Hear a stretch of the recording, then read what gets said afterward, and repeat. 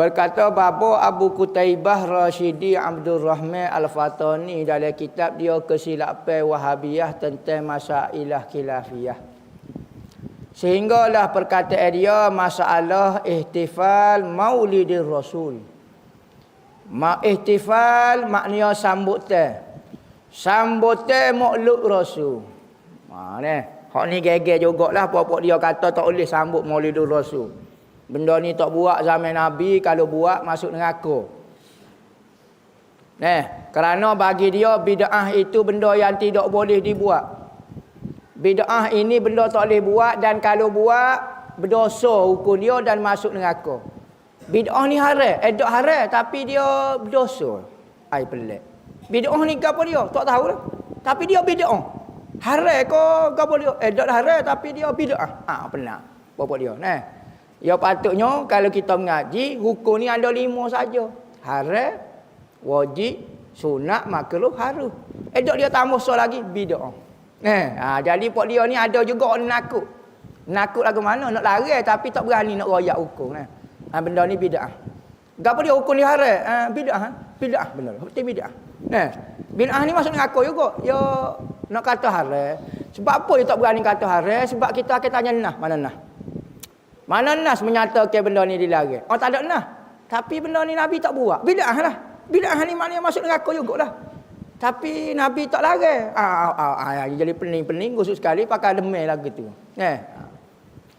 Gapo dia kata kaum Wahabiyah mereka mengingkarkan di atas orang-orang muslimin.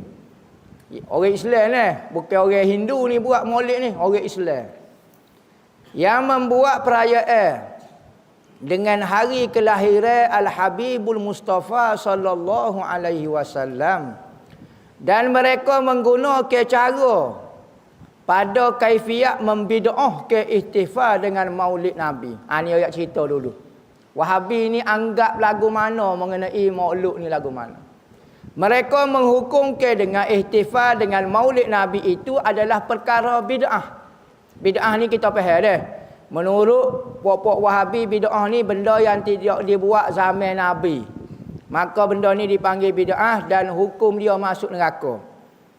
Bid'ah ni sesat dan masuk neraka. Bukan kata sesat masuk syurga. Sesat masuk neraka bagi dia. Kena faham. Kalau Wahabi sebut bid'ah, kena faham maksud kata bid'ah tu maknanya apa dia?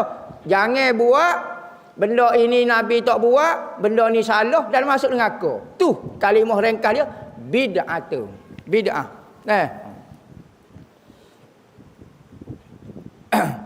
Dan mengikut akan mereka itu pada demikian. Kita ahli sunnah ada juga sebut bid'ah. Dalam doa-doa Sidi Fakih Muqaddam, doa Syekh Abdul Qadir Jailani, doa Sidi Ahmad Ar-Rifai, doa Tok Kenali, doa gapo-gapo, ya Allah ya Tuhanku pindahlah hamba daripada bid'ah kepada sunnah. Ada doa-doa pokok kita ahli sunnah. Apa dia maksud bid'ah ila sunnah? Adakah sesek ni juga ikut Wahabi juga sebenarnya? Beci bid'ah suka sunnah. Okey, maksud bid'ah bagi ahli sunnah wal jamaah adalah Wahabi. Mudah kita nak sebut. Jadi kalau kita sebut benda ni bid'ah ni, ya Allah ya Tuhanku, larilah, janganlah hamba mengikut kumpulan-kumpulan yang membid'ahkan. Ikutlah hamba kumpulan sunnah. Sunnah tu ahli sunnah wal jamaah, bid'ah tu Wahabi. Menurut ahli sunnah wal jamaah. Jadi kalau ahli sunnah wal jamaah sebut bid'ah dengan sunnah, bid'ah tu faham benda yang keluar daripada ahli sunnah wal jamaah, kita hukum ke kumpulan itu mubtadi', orang yang buat bid'ah. Yakni akidah dia, pegangan dia tidak ada zaman Nabi. Kumpulan dia juga tidak ada zaman Nabi. Sebagaimana amo sebut contoh bid'ah dalalah, iaitu Wahabi. Tu contoh bid'ah dalalah. Jadi puak kita kalau doa ya Allah ya Tuhanku jauhkan hamba daripada perbuatan bid'ah. Bid'ah ni bukan hak kita faham Wahabi kata hak benda bukan. Jadi bid'ah ni menurut kumpulan masing-masing. Ahli sunnah ada takrif bid'ah dia, Wahabi ada takrif dia.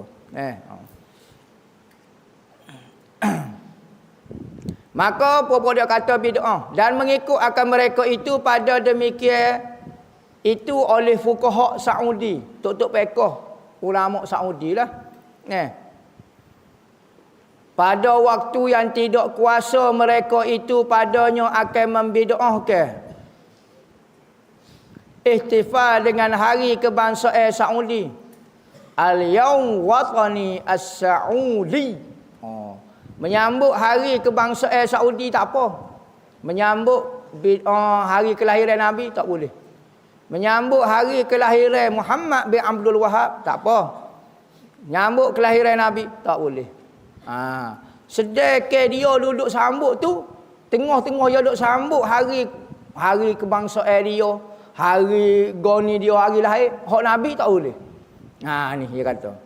Bahkan mereka menjadikan hari itu hari Yaumul Watani, hari kebangsaan, hari negara lah, As-Saudi. Di negeri mereka sebagai hari cuti secara resmi. Oh, semangat. Siap cuti. Siap hari cuti secara resmi. Pak kita bagus Malaysia ni. Maulud cuti. 12 Rabiul Awal cuti dah. Cuti resmi, cuti ramah. Pak kita ahli sunnah wal jamaah nak royak. Negara kita ni. Hak sore dua duduk dalam tu tak tahu. Tak puas hati juga dengan cuti. Tapi dia cuti juga rasa itu. Rasalah. Kalau 12 hari bulan cuti juga pakai tu nampak gaya tu. Sesungguhnya tersalah mereka itu pada faham hakikat ihtifal dengan Maulid Nabi. Maka ihtifal dengan Maulid itu ialah adat, bukannya ibadat, dan tidak termasuk di bawah musammal ibadah. Tidak dipanggil ibadat. Secara umumnya benda itu adat sahaja. Kita gembira dengan seorang, maka kita buat jamuan. Jamuan itu asal silahnya benda tu adat. Adatnya apabila kita gembira dengan sesuatu, kita akan buat jamuan. Asalnya asal. Sebelum kalau kita niat molek boleh jadi ibadat, niat sedekah. Tak usah niat, tak usah fikir tu dulu. Tengok secara zahir dulu, jamuan makan, buat gapo, kita naik rumah panggil orang makan suka, tu adat kebiasaannya. Jamuan tai nak musafir, jamuan gapo dia. Hak tu adat yang biasa dulu. Sebelum kita fikir tengok kepada orang niat molek, niat sedekah, hak tu suku dulu. Tengok. Katanya dia sambut juga, bergembira dengan Nabi, bergembira dengan kelahiran gapo dia, benda ni adat kebiasaan dulu. Biasaan dulu. Supaya kita kepit pintu, kita jerit. Jerit lagu tu boleh pahala ke tak? Adat kebiasaannya kalau kepit pintu orang akan jerit. Adatnya apabila bertemu dengan benda-benda yang menggembirakan hati kita, kita akan suka. Maka adat tradisi dia panggil. Lagi dulu. Bukan kata, babo kata maulid ni adat. Ibadat. Ya, dia tengok dari sudut tu dulu. Sebelum kata kita pergi naik lagi niat hak maulid baru jadi ibadat. Apabila tiada berihtifal oleh orang-orang Islam dan sukacita, gembira mereka itu dengan zikra. Hari, zikra ni mengingati. Hari yang diri kepadanya kebenaran dan hancur kebatilan.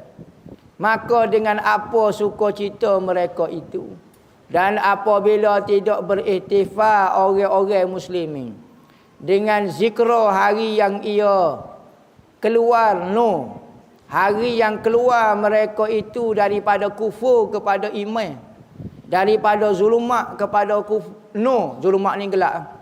Maka dengan yang mana hari mereka berihtifal dengan gembira.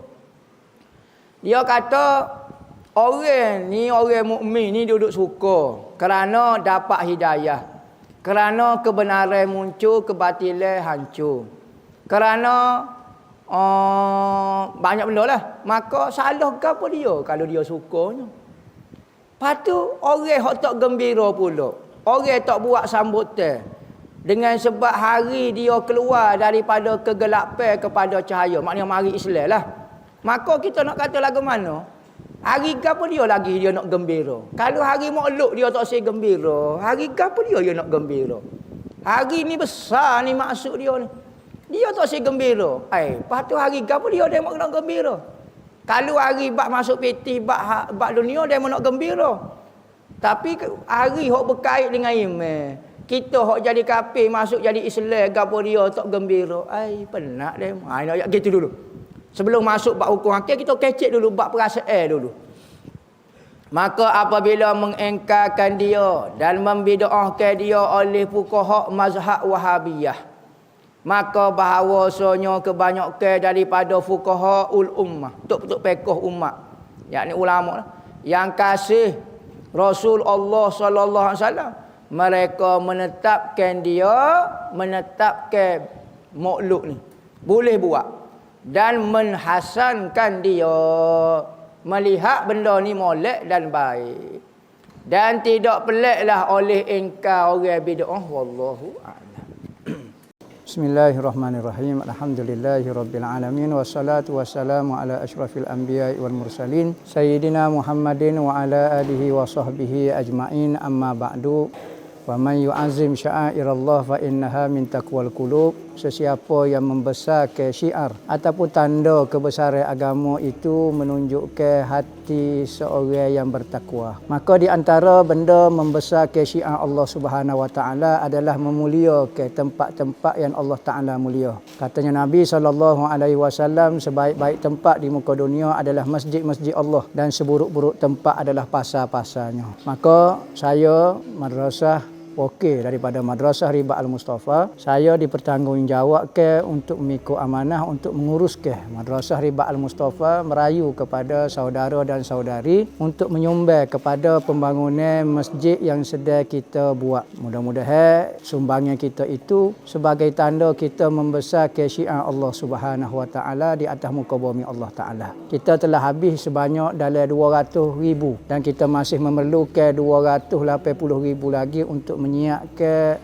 tambahan daripada masjid yang kita sedia duk guna sekarang. Masjid tambahan ini adalah keperluan untuk pelajar-pelajar belajar. Kerana pertambahan pelajar maka memerlukan ruang yang sangat besar. Maka saya berharaplah, saya merayu sebagaimana Allah Subhanahu wa taala menyebut di dalam Al-Quran, sesiapa yang ingin memberi pinjam kepada Allah Subhanahu wa taala. Allah Taala menggunakan perkataan Allah Taala nak meminjam harta kita.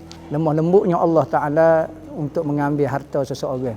Jadi saya lebih-lebih lagi merayu kepada muslimin dan muslimat untuk menyumbang bersama-sama menjadi pahala kebajikan amal jariah yang berpanjangan sehingga di dalam kubur kita dan hari akhirat. Mudah-mudahan Allah Ta'ala menerima amal soleh kita yang ikhlas kerana Allah Subhanahu wa taala. Mudah-mudahan agama Allah Ta'ala tetap tersebar syiarnya.